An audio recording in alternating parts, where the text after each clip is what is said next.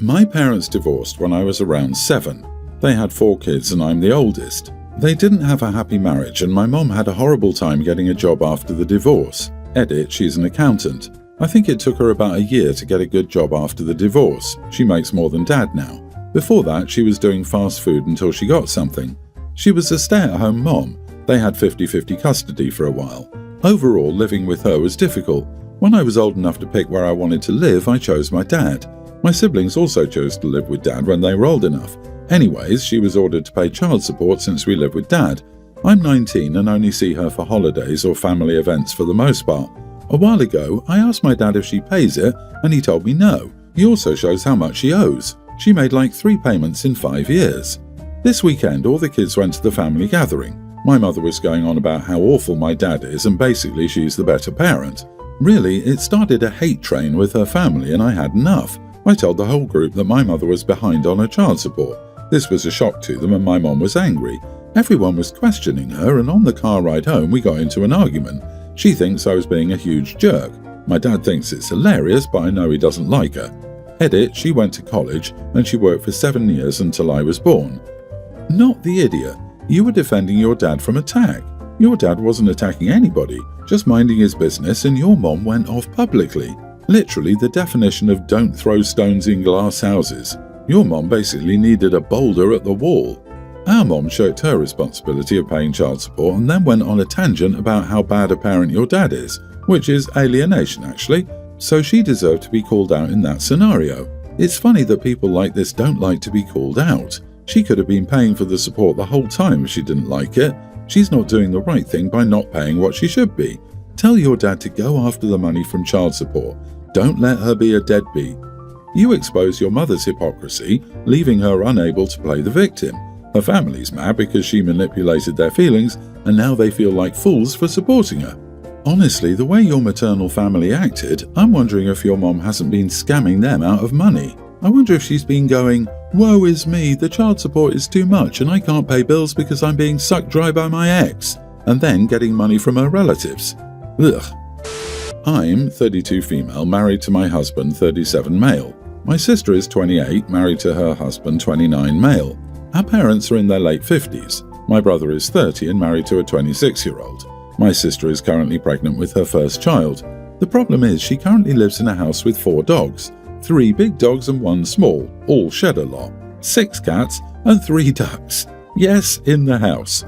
Her house smells absolutely disgusting. I can't go in there without wanting to bath. There's also laundry and junk everywhere. There's no place to sit or walk. The floor is sticky. There are bugs. It's so gross. She and her husband just got this house last year. I don't know how she made it this gross this quickly. Before this, they lived with her husband's mom. I'm not saying I'm perfect, but I really cannot describe how absolutely disgusting this house is right now. However, it's not so far gone that it can't be fixed. She's only 12-ish weeks, so she has time to get it fixed before the baby is born. Anyway, yesterday my parents went to her house. They live about an hour and a half away, so they don't visit often, and they argued with my sister about the house. My dad basically gave her an ultimatum to get the house cleaned in and out, or they would call child welfare when the baby was born and go for custody. My sister called me upset and I told her I agreed with our parents, her house was disgusting, and I was worried about the welfare of my future niece or nephew in that house. Our brother is in the same boat and will go with us if she doesn't get it together. There are bugs and animal pee and poop on the floors. When the child is born, if the house is still disgusting, we're going to do what we must do to get that baby out of there until she gets her house cleaned.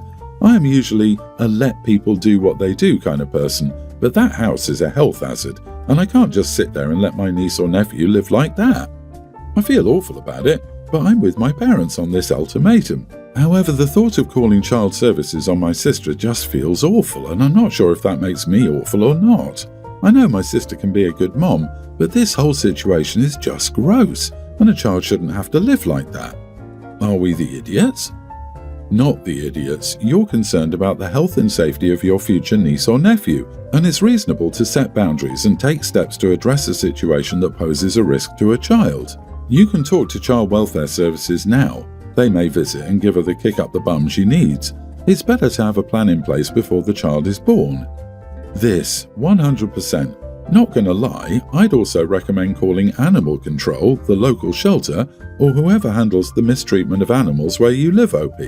This not only sounds like heinous human living conditions, but also neglectful and detrimental to their pets. I doubt the cats have the needed number of litter boxes. The dogs clearly either aren't house-trained or just have no access to the outdoors, and ducks are kept outside for a damn reason. This house sounds like a literal nightmare for everyone involved, and they have no right to subject an innocent child and animals to it. There's a risk to the baby and OP's sister while she's pregnant with all those animals in the house and it being so dirty. If the cat's litter is not carefully cleaned, there's a risk of toxoplasmosis, which can be deadly. Don't wait until the baby is born. Act now. I'm not playing, dude. Look up what toxoplasmosis does to developing babies. Call animal control. CPS can't and won't do anything until after the baby is born. Animal control, however, may be interested in the welfare of the pets. I, 37 male, was born with an umbilical hernia, like a bulge or lump type thing where the belly button is, and got surgery on it when I was 4. So besides my immediate family and some preschool kids who could be anywhere in the world right now, no one knows about that. I was clearing out my end table and I found old baby pictures that I didn't even know I had. My mom was a 90s Facebook mom when it came to pictures, and I put most of them in a pile. When my wife came to the room and saw them, her first question was what the heck that lump on my stomach was, and I told her it was the umbilical hernia thing. Her follow-up question was how it went away, and I told her I had surgery on it. Her mood changed and she started asking many why questions, like, why didn't you tell me you had this? And my answers were, A, how would I bring that up? And B, my medical history is my business and my business only. She got mad at that second one and ended the discussion there. Now, over this stupid argument, she's been trying hard to give me the cold shoulder. Am I the idiot? I only found out last week my husband of 10 years doesn't have any tonsils. The horror. Surgery at age 4 for an umbilical hernia is hardly a deep, dark secret needing disclosure. It's not like it's ongoing or affecting your relationship now. It feels like an overreaction on her part to expect you to have mentioned it. Not the idiot. That surgery affects her in no way, shape or form. It's not a case of withholding information about a chronic degenerative health issue that will cost you thousands of dollars, will require rearranging her life plan, and will turn her into your caretaker. That's something a long-term partner should know. She did not need to know about this sort of issue any more than she needed to know every time you had a temperature, broke a bone or twisted your ankle in your life. Your legal spouse should know about your medical history, as in case of any emergencies, she's the one the doctors are going to ask most likely. This instance may be inconsequential to any future issues, but as a principle, your medical history stops becoming your business only when you get married. And if you said it like this, I could understand why your wife got mad. She's the person who may have your kids, and/or be your caretaker during medical issues. Did she think it was something hereditary that your children could have? Does she think it was more serious than it was? Some stats to put things in perspective. Up to 1 in 5 newborns will present an umbilical hernia, and 90% of the cases resolve on their own by the time the child is 4 or 5 years old. So even though genetics can increase the incidence, the condition is too common and generally benign. It's simple. She feels like you kept something from her. Talk it out, show some understanding, and tell her it wasn't a big secret. Clear the air before this small thing becomes a bigger issue. Good luck. I, 38 male, am the sole breadwinner of this house. I have a wife, 35, and a daughter, kindergartner. My wife and I have been planning this family vacation to Venice for months. For context, my daughter is very little and she needs constant attention or she will get into trouble. Venice has always been my wife's idea of a romantic city, so it's been her dream to go there. However, we can't just leave our daughter at home. We initially wanted to leave her at my mother-in-law's house, but she wanted to come with us, and my mother-in-law said it was her dream to visit too. My wife supported this idea, but I was more reluctant. My wife planned everything, booking the hotels and the restaurants. However, to my dismay, she booked 1 room with 2 queens instead of 2 rooms with 2 kings. I planned for this to be a romantic getaway and didn't want my daughter in the room with us. We could easily afford 2 rooms, but my wife wanted to keep an eye on her as well. To make matters worse, my mother-in-law was constantly in my space. She also had to share all my wife's expensive products, face wash, shampoo, lotion, etc. My daughter likes to sit on our bed when my wife and I go to the city, and I come back to see that mother-in-law is also sitting on our bed. It's very unhygienic to me, and I don't like that she was sitting on the bed that my wife and I share, as I'm a very private person. She also rummaged through our suitcase looking for a hair tie, and it really hurt me that she did so without asking me. I don't like the thought of her looking through our stuff when we're gone, so I locked it. The final straw was when I woke up in the morning, I saw that mother-in-law had yet again forgotten something. For the last few days, she's been sharing the same toothpaste as my wife and I. I don't like the thought of her putting her toothbrush close to, or even on, the toothpaste nozzle, and I was ill the more I thought about it. I asked mother-in-law if she only came to freeload off me and my wife, as she didn't pay for any of the expenses, hotels, amenity, food, only her own plane tickets. I said that I've asked her politely several times to stop using my wife's stuff, especially because I share it with her, and it's very inappropriate. My mother-in-law was very upset and told my wife, and my wife screamed at me. I was furious that the trip that I paid for with my own money was now ruined, and I changed the date of my plane ticket and went straight home. My wife called me several times afterward, screaming at me and saying that our daughter was upset. I feel bad that our daughter was caught in the situation, but what my mother-in-law did was unacceptable, and I had to set some boundaries before it got worse. My wife has her own card and enough money to stay there. I'm not sure about her plans to stay or not. I've been ignoring her calls to take some time for my own mental health. You are the idiot. Look, I'm sorry to break it to you, but that bed that mother-in-law sat on, other people have already done way less hygienic things on it. OP, you sound insufferable, and it's not your money, it's your money and your wife's money. Community property. You are the idiot. Wow, the wife books the wrong hotel room, so his solution is to abandon her on her dream vacation, forcing her to care for a high-maintenance kindergartner on her own. Couldn't he have booked a separate room for mother-in-law instead of abandoning his wife and child? Plus, some of the things OP is upset about are just wild. Sharing toothpaste gives him cooties, and mother-in-law sitting on the bed is bad because it's unhygienic. Why does OP even care that mother-in-law is sharing? It's the wife's face wash, shampoo, etc. Buddy, it went worse long before you said that. You straight up threw a hissy fit and rage quit your vacation because, let me check my notes, oh yeah, your wife shared her expensive products with her mother. You are actively harming your marriage by continuing to ignore her calls. All of this happened because you can communicate like an adult. How hard is it to say, let's go buy another toothpaste so you don't have to use ours, for example? And now you're doing the opposite of damage control by avoiding her on purpose and claiming that it's for your mental health. I think you're hiding because you can't deal with the consequences of your actions until you figure out an excuse that you think she'll buy.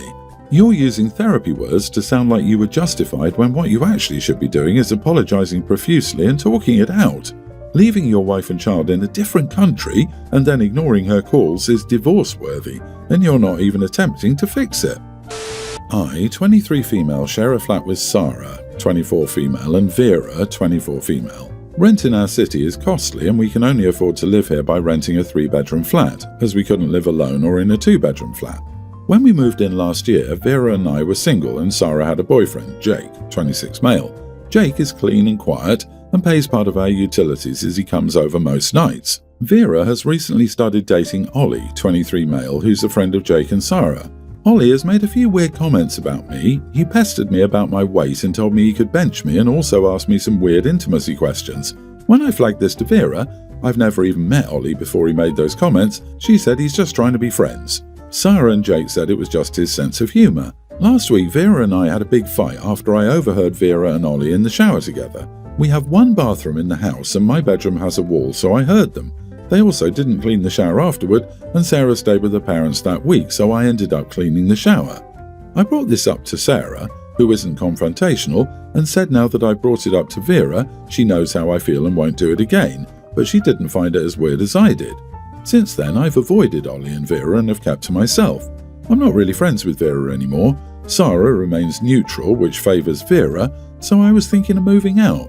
We'd all signed on for the next year as our contract renewed in September before I met Ollie, and my estate agency said I couldn't get out unless the contract had been violated.